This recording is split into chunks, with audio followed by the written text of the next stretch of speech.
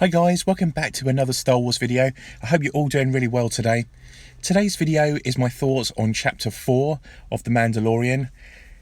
Again, another amazing episode. I really enjoyed this episode. It was a lot of sort of Ewok, the Battle for Endor type of feel to this episode, and I absolutely, although they're not the best parts of Star Wars, I really do have a sweet spot for the Ewok movies, the direct-to-TV movies. I thought they were actually really good fun. And this episode really reminded me of the Ewok movies, and I thought it was absolutely fantastic. I don't know if they were going for that specifically, but that's the kind of vibe I got. The soundtrack to this particular chapter 4, my God, is it good? I mean, it's really good, and it felt more Star Wars-esque than the previous chapters, and it's the one I've listened to the most. I've listened to Chapter 4 soundtrack, probably about 10-15 times over, I think, possibly. I like it that much, and there's not a bad song on there. I've been listening off YouTube, and someone's uploaded the full soundtrack in one go, so there's like 25 minutes or so of the whole soundtrack in one go, which I've been listening to at work, etc. And I really recommend that one to give that a listen to. I loved everything about this episode. There wasn't one part of the episode I didn't like. One part of it I would like to know more about is the really pretty villager lady. She seemed to know how to use this rifle, and it really wasn't explained why. I don't know if she's going to turn up in another episode, but it doesn't sound like she would do. I mean, I'd say it doesn't sound like she would do, but I can't see her just turning up again. I mean, assuming she doesn't have a ship or anything like that to go and join him on another adventure or something. And apparently, I didn't actually notice this, that the rifle that she was using is a rifle that Bosk uses in The Empire Strikes Back, or has in The Empire Strikes Back. I read that somewhere, and that's something that kind of flew over my head on that particular one, but that's a cool Easter egg. I also liked the Loth cat that we saw in the bar. I sort of jumped out my seat and said, "Oh my God, it's the cat from Rebels." I thought, that is so cool, and it's done really well. The graphics were really good on that. So that's another little Easter egg I really enjoyed. Another bit is that I wasn't too sure about the Mandalorian's armor from Chapter 3. I kind of preferred the original armor that he had, and when he got the new armor with the new metal, I wasn't too fussed. But in this episode, the light catches it really well, and it's so shiny, and it looks like a really cool set of armor. And now I prefer this sort of chrome-esque armor more than I do the original now, so I'm quite happy about that, because I'm going to be seeing him in this armor for the next 4 episodes. So I'm glad that he's got the new armor now, and that looks really cool. We now have Cara June finally. I mean, going through the promotional material, I just assumed that she was going to be in every episode and be part of his team, like a part of his squad type of thing, and that doesn't seem to be the case either. And neither does IG-11.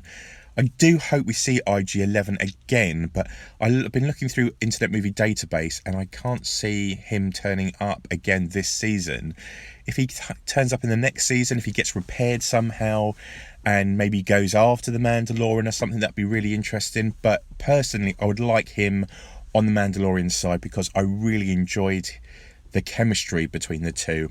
I thought it was absolutely brilliant, and I thought Cara June was absolutely amazing. I don't think Gina is the most amazing actress in the world, but I think that's probably due to the director and not always the actress. I like her presence. As I said previously before, I like her in Haywire. She's a good looking character. I like her armor. I like the way her hair is. It's very cool. And I like that she's like this really tough, badass type of character. But I look forward to seeing her again. She should be in episodes 7 and 8, the last 2 episodes, going from Internet Movie Database. So I really am looking forward to seeing her again. And also in some of the art, they've released her ship, what her ship looks like, and it's very cool. It kind of reminds me a little bit like the Naboo starfighter in a tiny way. I can't really describe it compared to any other starfighter, but for me it's got that type of feel to it. I also enjoyed the ATST. I was hoping, this is just like a minor thing, that no one seems to call it a Scout Walker. I mean, me growing up from the 80s through, we always called it a Scout Walker, and it never really gets mentioned as a Scout Walker any time. I mean, Scout Walker is one of the names for an ATST.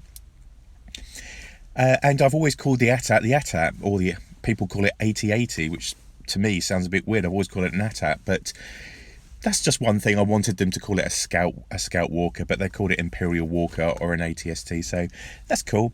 And I did like the way that they gave it red eyes, meaning it's quite sort of a fearful robotic machine type of thing, and I really enjoyed that as well.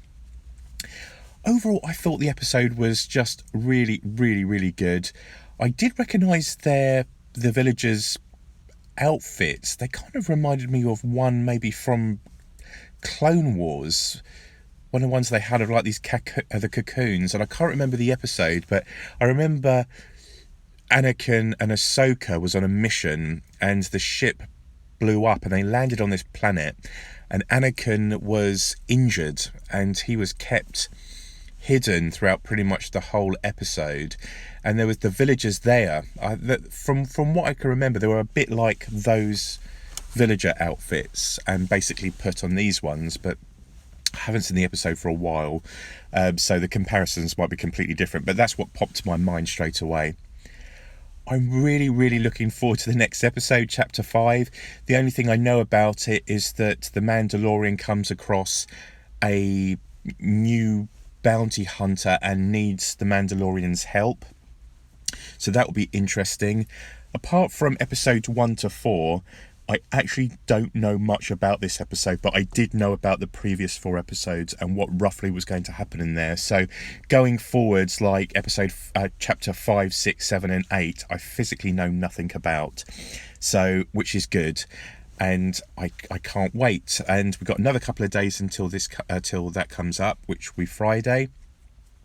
I did read somewhere that chapter 7 will be on a Wednesday, and it's because they don't want it to go side by side with The Rise of Skywalker.